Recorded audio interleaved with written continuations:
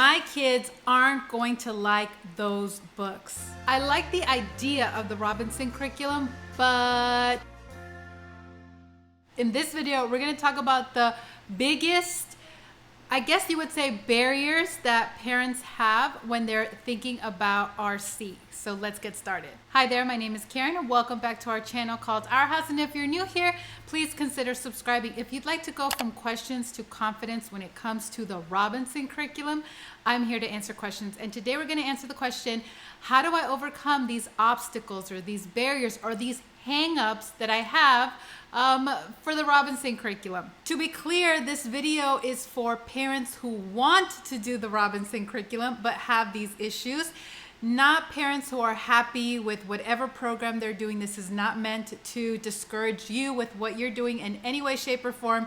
This is just to be a help to those who are interested, they're intrigued about the RC model, but they might have one of these hang-ups. Hang-up number one, my kids aren't going to like those books. Maybe you've heard about it from somebody else, or you've checked out the RC book list yourself and you're thinking that is not going to be engaging for them. They're not going to like these older books. And I hear your concerns, and so please allow me to explain this to you kind of using another example, which is nutrition, right? Most kids don't like eating all their vegetables, just most kids. But there are some kids that really do enjoy eating all their vegetables. And let's look at some reasons why they are that way. Maybe number one, that's all they know. That's all they've grown up with. This is just what's natural and their staple diet. Number two is that they might not have a lot of competition. The vegetables don't have a lot of competition. So they're not competing against Doritos or applesauce pouches, what have you, right? No competition. And number three is that these vegetables are probably prepared in a very savory way. Actually, Julia Child, her videos have taught me this, that any vegetable, it looks like, will taste good with just a little bit of butter. The way you prepare the vegetables has a lot to do with this. So now let's take those principles and apply them over to the RC books. Now, I'm not saying books like Fancy Nancy or Llama Llama, whatever books you'll find at the library. I'm not saying there's not a time and a place for them, but just start them from the very beginning, reading great children's literature, such as the Arthur Scott Bailey books or Beatrix Potter. These are great stories to start even your toddler with. This is an older book, best in children's books, and you will see there is just a lot of great stories, classic stories. So start them off with that from the very beginning. They won't know anything else, right? All right, let's talk about number two, which was the vegetables didn't have a lot of competition, right? That is a very key part of the formula. They probably won't be excited to read the works of Kipling, for example, if they're on a diet of pure graphic novels or just fun little chapter books. And again, I'm not saying those books don't have any place in your home. I'm just talking to you about the formula to make books like this really fun and engaging for children is you have to kind of keep the competition in place. You must find a way to make the meal the main attraction and not the cherry on top dessert. That is the key to having a proper nutritious meal, right? You eat your food and vegetables first, and then you can have dessert. Parents know if they just let a child snack on day, especially on sugary or carb-filled snacks, they're not going to want to eat their dinner. They're not going to be hungry for it. The best ingredient when it comes to cooking is hunger. Have you ever heard that saying before? It's kind of the same thing with books. If you want them to be really hungry for this literature, then you might have to cut out the sugary literary snacks, if you understand what I'm saying. All right, number three, let's talk about the whole preparing it in a savory way thing, right? It's not going to go over very well. It doesn't look good if you just give your child a book like this and say, okay, here, you read this for an hour while I sit on the couch and scroll through my phone for the whole time. that's not really presenting the book in an appealing way when they just see you on your phone and they're doing this reading. Now, you're the parent and you could do whatever you want. I'm just telling you that if you really want to encourage your children to read books like this, you have to sell it a little bit better. For example, hype up the book, look up together where it was written, who wrote it, what time period, get excited about it, and let them see you reading on the couch as well. It doesn't have to be the same book, but maybe let them see you reading something from the RC book list while they're reading as well. Even if it's just for 15-20 minutes and then you get up and do something else, at least they see that these books are worth your time. Other ways to get kids excited about them is to maybe pick one or two to read aloud together as a family. I think this is a great one, Just So Stories by Rudy Kipling, or you could do 50 Famous Stories. These make great just family read aloud. So if they see you, again, getting excited about it, doing some as family read alouds, that's really going to go a long way into making these books attractive to them. All right, moving on. Obstacle number 2, and I do hear this one a lot, is English is my second language, or sometimes even third language, etc. And so they don't feel very confident that they could homeschool in general, or especially the Robinson curriculum. I think the biggest part they're hesitant on is the writing component of it, which I'm going to address in a separate point, but just the other things. This is a self-taught curriculum, first of all, so you don't have to worry about being really intense with teaching any subject, really. They're going to be self-taught. Now, the biggest thing is you'll have to teach them how to read and write English. So if that is a struggle for you, you can outsource that in your home to something like, if you don't mind screens, an online program. For example, the Ron Paul curriculum has a great English 1 course that teaches children how to read, so you could just have them do that.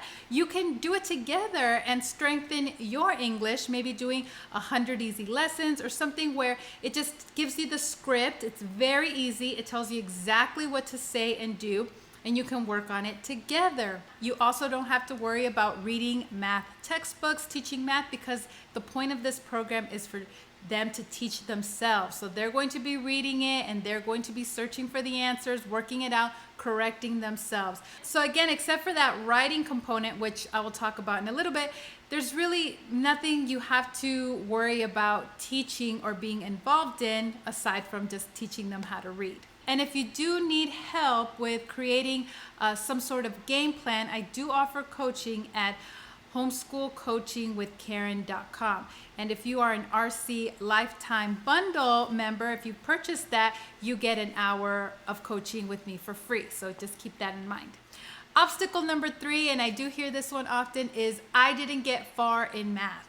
And that's okay. If you know how to add, subtract, multiply, divide, you're just going to be helping them with their math facts, just to memorize them. And then once they are strong readers, they will be doing Saxon 5-4 on their own. And if they have a hard time, they can reread the lesson, read it out loud. If you buy a Saxon textbook that has the little reference numbers where they can find how to work that problem, they just go back and look at that. But if you are in that situation where they're really stuck and they really need your help and you don't know how to solve the problem and you don't have the solutions manual, well, if you have an internet connection, you have millions of free tutors available to you. There's so many apps now where you can just take a picture of the problem and it will tell you the answer. It'll tell you how to work it out. There's YouTube videos down to the Saxon book and lesson that you can look up. There's so many resources, again, for free, that if you have an internet connection are at your disposal. So that's really not an obstacle. Point number 4, another one that I hear often is, I'm not a good speller, I'm not a good writer. How can I correct and provide feedback for my kids' essays when I'm just not good at it?